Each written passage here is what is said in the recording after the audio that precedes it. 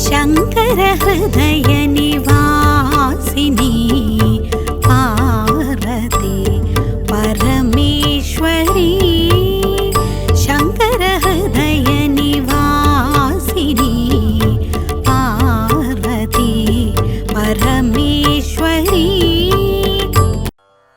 జై జగన్మాత దేవి బగళాముఖి. ఓం హ్రీం బగళాముఖి సర్వదుష్టానాం వాచం ముఖం పథం స్తంభయ జిహ్వాంకీలయ బుద్ధిం వినాశయ హ్రీం ఓం స్వాహ. ఓం హ్రీం బగళాముఖి సర్వదుష్టానాం వాచం ముఖం పథం స్తంభయ జిహ్వాంకీలయ బుద్ధిం వినాశయ హ్రీం ఓం స్వాహ. ఓం హ్రీం బగళాముఖి సర్వదుష్టానాం వాచం ముఖం పథం స్తంభయ జిహ్వాంకీలయ బుద్ధిం వినాశయ హ్రీం ఓం స్వాహ.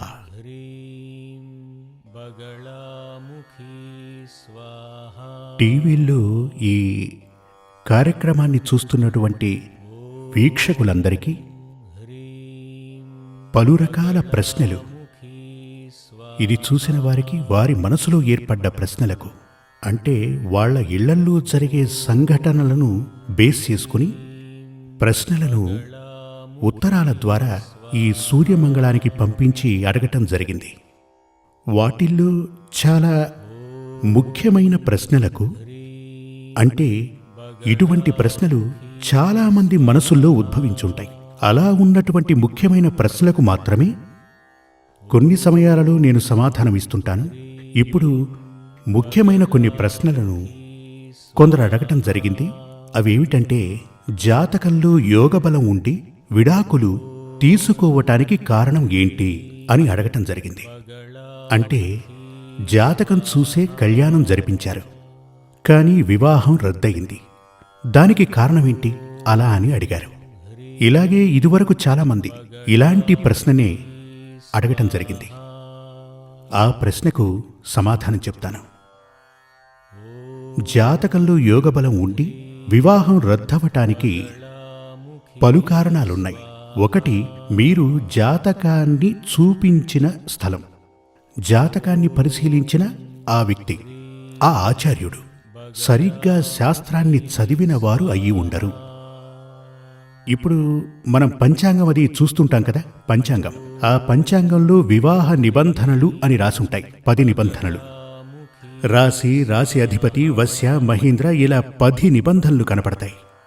అంతెందుకు, ప్రతి పంచాంగంలోనూ అవి కనపడతాయి.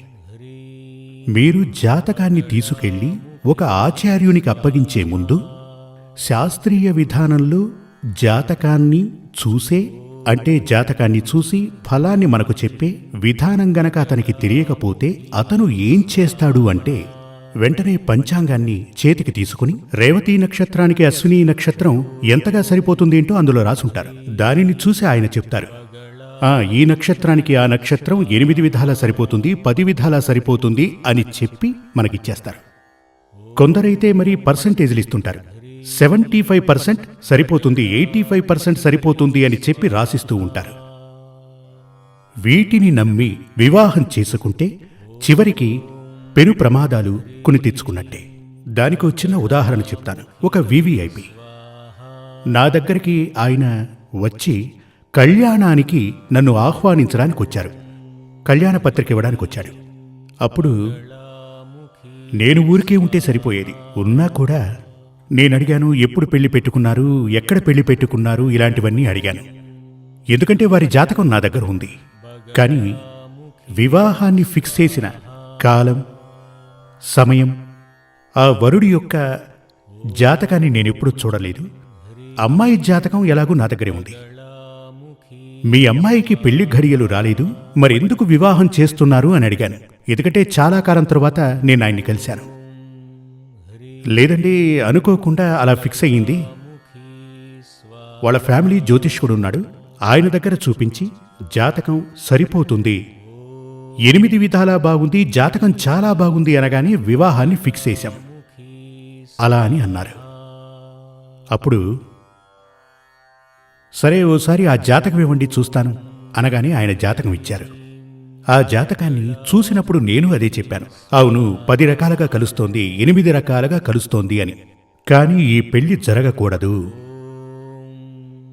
ఏమిటి స్వామి, అన్నీ బాగున్నాయంటున్నారు, వివాహం జరగకూడదు అని చెప్తున్నారు. ఇప్పుడు వివాహానికి అన్ని ఏర్పాట్లు చేసేసుకున్నాం. నిశ్చయ తాంబూలం కూడా తీసుకోవడం జరిగిందన్నాడు. కానీ మీ అమ్మాయికి ఈ పెళ్లి జరగకూడదు అని చెప్పాను. అసలు ఎందుకు జరగకూడదు? ఒకటి, అమ్మాయికి ఇప్పుడు పెళ్లి ఘడియలు లేవు. ఇప్పుడు తన జాతకం ప్రకారం తాత్కాలికమైన సంబంధమే ఏర్పడుతుంది. కళ్యాణ ఘడియ లేదు కాబట్టి ఇప్పుడు కళ్యాణం జరపకండి. 1.5 సంవత్సరం తర్వాతే ఈవిడికి మాంగళ్య యోగం ఆరంభమవుతోందని చెప్పాను. అప్పుడు వారు, లేదు స్వామి, అందరికీ చెప్పేయటం జరిగింది, పత్రికలు కూడా పంచేశాం, మండపం బుక్ చేశాం, అందరికీ చెప్పేశాం, ఇప్పుడవి ఆపటం కుదరదు అని అన్నాడు. సరే, విధిరాతను ఎవరు మార్చగలరు అన్నాను. కొన్ని సమయాలలో విధిరాతను మార్చటం కుదరదు. తరువాత వాళ్ళు వెళ్ళిపోయారు. అప్పుడు వారు నన్ను అడిగుండొచ్చు, అసలు ఎందుకు ఈ వివాహం జరగదు అని. వారు అడగలేదు, నేను కూడా చెప్పలేదు. ఎందుకు జరగదంటున్నారని ఆయన అడగలేదు, నేను చెప్పలేదు. అన్నీ బాగున్నాయి, కానీ పెళ్లి చెయ్యకండి అని నేను చెప్పాను. వివాహం జరిగిపోయింది. వారు అనుకున్న సమయానికే చాలా గ్రాండ్గా పెళ్లి జరిగింది. నేను అప్పుడే ఆయనకు చెప్పటం జరిగింది, ఈ వివాహం జరిగితే మహా అయితే 6 మాసాలు, ఆ తర్వాత వారు విడిపోతారు అలా అని చెప్పాను. అప్పుడు వారు చాలా పెద్ద పార్టీ, అదే వివిఐపి అని చెప్పానుగా, అలా ఉండడం చేత నేను వారికి మరో విధంగా కూడా చెప్పాను. మీరు ఒక పత్రం తీసుకురండి, స్టాంప్ పేపర్, దాంట్లో రాసిస్తానని చెప్పాను. మీరు ఈ వివాహం ఆపు చేయండి అని చెప్పాను. అప్పటికింకా వివాహం జరగలేదు కదా, కేవలం నిశ్చయితాంబూలం మాత్రమే తీసుకున్నారు. దానిని ఏదో ఒకటి చెప్పి పోస్ట్ పోన్ చేయండి, స్టాప్ చేయండి. పోస్ట్ పోన్ కాదు, వద్దు. నా మాట వెళ్ళలేదు. ఇంకో రకంగా కూడా చెప్పాను. ఏ విధంగా చెప్పాను? మీరు ఒక స్టాంప్ పేపర్ తీసుకురండి, నేను దాంట్లో రాసిస్తాను, మీరు దాన్ని మీ పూజ గదిలో కానీ బెడ్రూమ్లో కానీ పెట్టుకుని రోజు చూసుకోండి అన్నాను. వీరికి వివాహం జరిగితే 3 మాసాలలో విడిపోతారు, మహా అయితే 6 మాసాలు, ఆ తర్వాత కలిసి ఉండరని చెప్పాను. ఇక్కడ మీరు ప్రత్యేకంగా గమనించవలసినది, వారి ఆచార్యులు చెప్పారు జాతకం కలిసిందని. నేను జాతకం కలిసిందనే చెప్తున్నాను, 8 విధాలా కలిసిందని చెప్పాను. కానీ ఆ వివాహం గ్రాండ్గా జరిగింది. అమ్మాయి పెళ్ళయిన తర్వాత ఫారెన్ వెళ్ళిపోయింది. 3 నెలలు గడిచాక అమ్మాయి తిరిగి వచ్చేసింది. అత్తగారింట్లో చెప్పకుండా, భర్తకు చెప్పిందో లేదో ఆ విషయం నాకు తెలియదు. అమ్మాయి వచ్చేసింది. వెంటనే నాకు ఫోన్ చేశారు, స్వామి ఏం జరిగిందో తెలియట్లేదు, అమ్మాయి తిరిగి వచ్చేసింది అని. ఏం జరిగిందో చెప్పట్లేదు, నాకతనితో సంబంధం వద్దు అని చెప్తోంది అన్నారు. నేనన్నాను, మీరమ్మాయిని ఇక్కడికి తీసుకురండి అని. వారు అమ్మాయిని తీసుకువచ్చారు. అప్పుడు ఆ అమ్మాయిని నేను అడిగాను, ఈ కారణం చేతనే కదమ్మా నువ్వు తిరిగి వచ్చేశావు అని ఆ అమ్మాయిని అడిగాను. విషయం ఏంటంటే, ఎవరితో అయితే ఆ అమ్మాయి పెళ్లి జరిగిందో ఆ పెళ్లి కుమారునికి అసలు మగతనమే లేదు. అదే అసలు సమస్య. అసలు పెళ్లి చేసి పంపించడం ఎందుకు? కామశాంతిని పొందుటకు కదూ. 8 విధాలా సరిపోయినటువంటి ఆ జాతకంలో కామశాంతి లేనేలేదు. ధన భాగ్యం గురించి అసలు చెప్పనేలేదు. సంతాన భాగ్యం గురించి లేనేలేదు.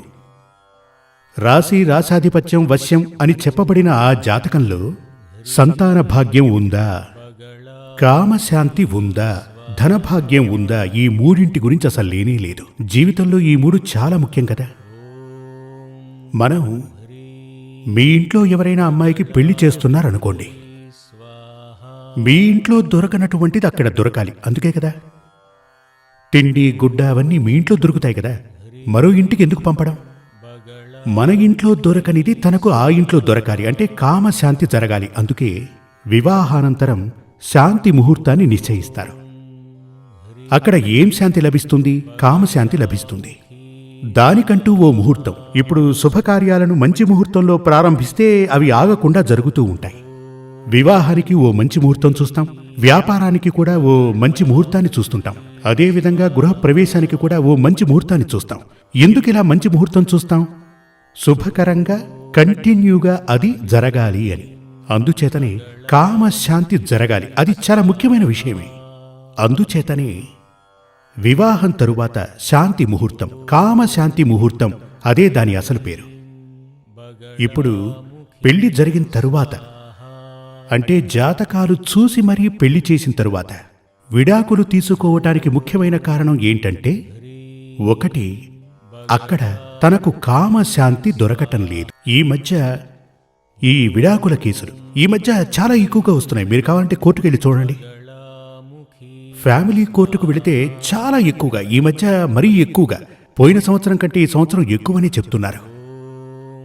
దానికి కారణం ఏమిటంటే, ముఖ్యమైనది ఈ పురుషులలో ఉన్నటువంటి మగతన లోపం. దానికి ముఖ్య కారణం మనం భోంచేస్తున్నటువంటి ఆహారం, తీసుకునే భక్షణ. కామానికి దానికి ఓ రిలేషన్షిప్ ఉంది. ఇప్పుడు చూడండి, పెళ్ళైన పెళ్లి కొడుకులందరికీ, కొత్త పెళ్లి కొడుకులకి ఈ కామోద్రేకం కలగటానికి కావలసిన పదార్థాలు తినమని చెప్తారు. అందుకే కొత్త పెళ్లి కొడుకుల్ని పిండి పదార్థాలతో పాటు ఆహార పదార్థాలను కూడా బాగా తినమని చెప్తారు. వాటిని భుజిస్తే కోరికలు ఉధృతమవుతాయి. కనుక అదేవిధంగా ఏమంటారు, ఏమనొచ్చు, కొన్ని రకాల పిండి వంటలు భుజించినట్లయితే కామానికి సంబంధించిన ఆలోచనలు ఎక్కువ అవుతాయి. కొందరికైతే సాధారణమైన ఆలోచనలు ఉంటాయి, కానీ ఆ ఎనర్జీని బూస్ట్ చేయడం కోసం ఇలాంటి పిండి వంటలవి పెడుతుంటారు. కానీ ఇప్పుడు మనం భుజిస్తున్నటువంటి ఆహార పదార్థాలు, నిత్య జీవితంలో మనం భుజిస్తున్నటువంటి ఆహార పదార్థాలలో విషం కలిసి ఉంది కదూ. మన ఆహార పదార్థాలలో, దుకాణం నుంచి కొనే వస్తువుల్లో చాలా విషం ఉంది. ఆహార రూపేణా మనం డైలీ విషాన్ని తింటూ ఉంటాం. వాయువు, మనం శ్వాసించే వాయువు ద్వారా చాలా ఎక్కువ పొల్యూషన్, అది కూడా విషమే కదా. తాగే నీరు, ఇటువంటి విషాలన్నీ శరీరంలోనికి వెళ్లటం చేత మనిషిలో ఆ పవర్, సెక్సువల్ పవర్ నెమ్మదిగా అలా తగ్గిపోతూ ఉంటుంది. అందుచేతనే రకరకాల చికిత్సలు, మీరు పేపర్లో చూస్తే రకరకాల యాడ్స్ అవి వస్తుంటాయి. అప్పుడు మగతనం తక్కువగా ఉండటం మొదటిది అయితే, ఇక రెండవది, ఈ మెటీరియల్ లైఫ్లో చాలా ఫాస్ట్గా పరిగెడుతున్నాడు మనిషి. ఇతను బయటకు వెళ్ళి ఓవర్ టెన్షన్ అతనికి ఉంటుంది, ఉద్యోగపరమైనది. సంపాదించాలి అనే ఆ ఆవేశం మనిషిలో ఎక్కువగా ఉంటుంది. తను టెన్షన్తోనే ఇంటికొస్తాడు. ఆ టెన్షన్ కారణం చేత ఈ ఫిజికల్ రిలేషన్ మెయింటైన్ చేయాలన్న ఒక ఆలోచన తనలో ఉండదు.